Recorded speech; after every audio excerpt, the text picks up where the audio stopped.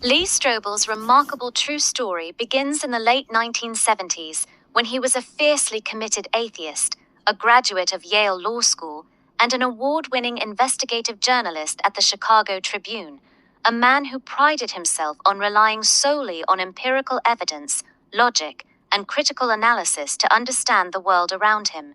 viewing faith as little more than wishful thinking or a crutch for those unable to face life's harsh realities. But everything changed when his wife, Leslie, after attending a neighborhood Bible study with a friend, quietly embraced Christianity, a decision that initially filled Lee with deep anger, frustration, and even fear for the future of their marriage and family, as he worried her newfound faith would drive a wedge between them or lead her to abandon the rational, evidence-based values they'd shared. Rather than accept this shift passively, however, he resolved to use his decades of training as a legal editor and investigative reporter to systematically disprove the claims of Christianity once and for all, believing that if he could uncover concrete evidence that Jesus of Nazareth was not who the Bible claimed him to be, or that the foundational stories of the faith were historically unreliable or logically inconsistent, he could bring Leslie back to what he saw as the truth of atheism.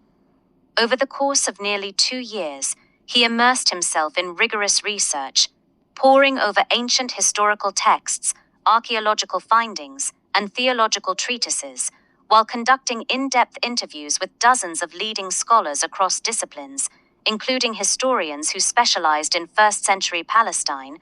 biblical scholars who analyzed the manuscript evidence for the New Testament,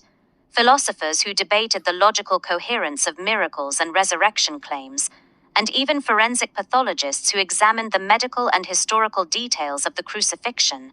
He delved into questions that had long been raised by skeptics: whether the Gospels were merely legendary accounts written centuries after Jesus' death, discovering instead that the earliest manuscripts dated to within decades of his life, with strong evidence of eyewitness testimony; whether there was non-Christian historical proof of Jesus' existence; whether the resurrection could be explained by natural causes like mass hallucination, theft of the body, or mistaken identity, concluding that none of these theories held up to scrutiny when weighed against the available evidence; and whether the moral and ethical teachings of Jesus were consistent with the idea of a divine being.